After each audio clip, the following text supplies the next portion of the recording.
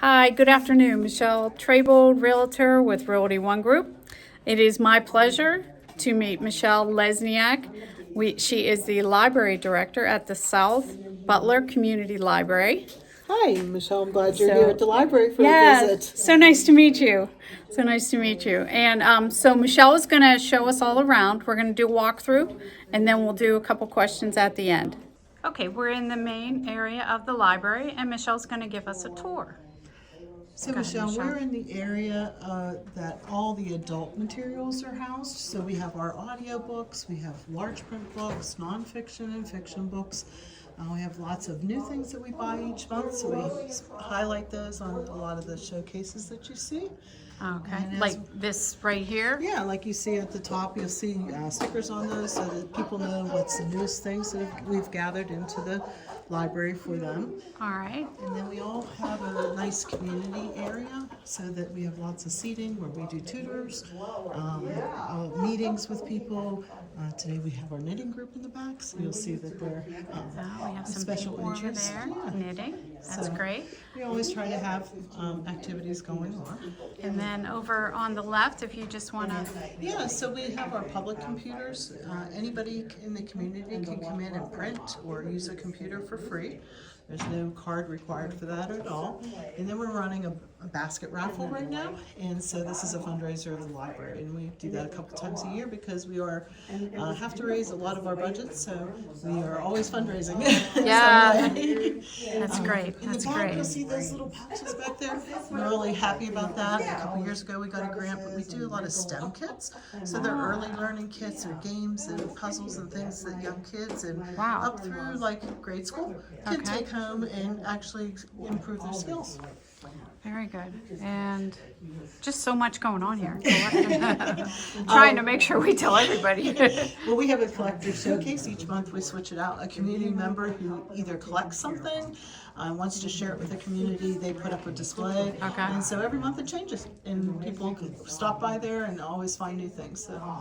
All right, so we're going to, they call this Express Window Children's Room and the bookshop areas. Right. This center room is a teen room, but during COVID we put in a drive-through window. So we're one of the few libraries that have a drive-through window. How about that? So it can't use for fries, no fries. But people who have ordered books, they can stop by, they can just drive there, stop, and get their books, and they're all set to go. Oh, that's awesome. It's very unique in the area. That's awesome. And this is a general area where we have done a lot of different things. Teens can play games. We have board games and things. We're also developing a makerspace area so that we can have some tech toys and fun things for both adults and teens to do. All right. And as we walk through the back, this is our children's area. So in our cubby here, you'll see typically where our activity corner. Right now we're displaying bottle cap art that we collected, and we try to show people that they can recycle. Very cute. So we do things like that. This is where we hold story times 3 times a week. Oh, okay. So toddlers and preschoolers can come. They read stories, songs, literacy, do STEM projects. They do all kinds of things, and that happens in this area. Very good. Very good. Yeah. And then in the back, you'll see that we actually have a bookstore. So built-in bookstore at the back. So we get a lot of donated books, and a lot of our funding comes from selling books that people donate to us. Very good. And that's how we fund the library. All right, Michelle, so where are you originally from then? Can you just give us a... Yeah, I'm from Cabot, which is right down the road. Ah, so I grew up close by, and so I went to Knock High School, so I've been in the area. So it's all home to me. Yeah. Oh, that's great. It is such a great home. I love it up here. Yeah, rural area, and just is beautiful. Yes, absolutely. So how did you get to be the, library director? I mean, was that your aspiration? What kind of plan? No, I was never going to be a librarian. So this is unique for me. I actually have a degree in accounting and information systems. Oh. I was an international director for a software company for many years. Stopped working to have kids, and I got involved as a volunteer at the library when they were going to have some turnover with the director. And I said, well, I can fill in the financials and help you out. And I loved it. I said, can I put in my application?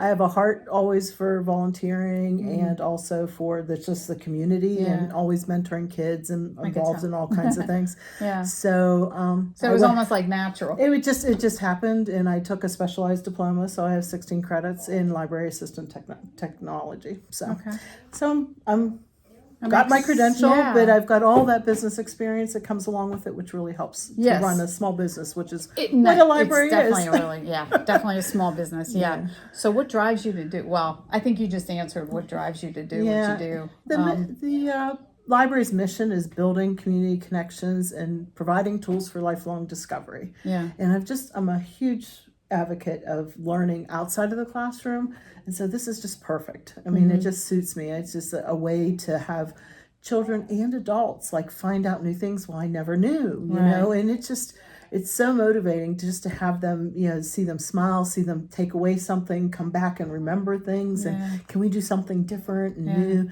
It's just like the community, those people are ready and eager, and even the kids are. And I don't think people think about that. Like, you don't want to be bored, you want to learn. And, let's learn in fun ways. Yes. And we don't have to do a curriculum. We can do it the fun way. Right. So what are your goals over the next year? So we are trying to get more technology trainings for our patrons and for the people that visit here.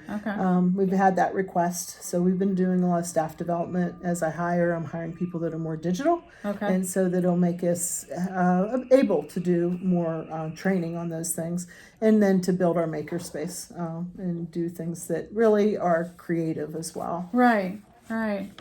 Well, Michele, I really appreciate all your time today. It's been a pleasure getting to know you. And we'll definitely stop up. You have so much here. Yes. It's more than just books on a shelf. Yes, that's our biggest challenge. Like, we do more than books. I mean, we can do books from all over the state. We can give you all kinds of things.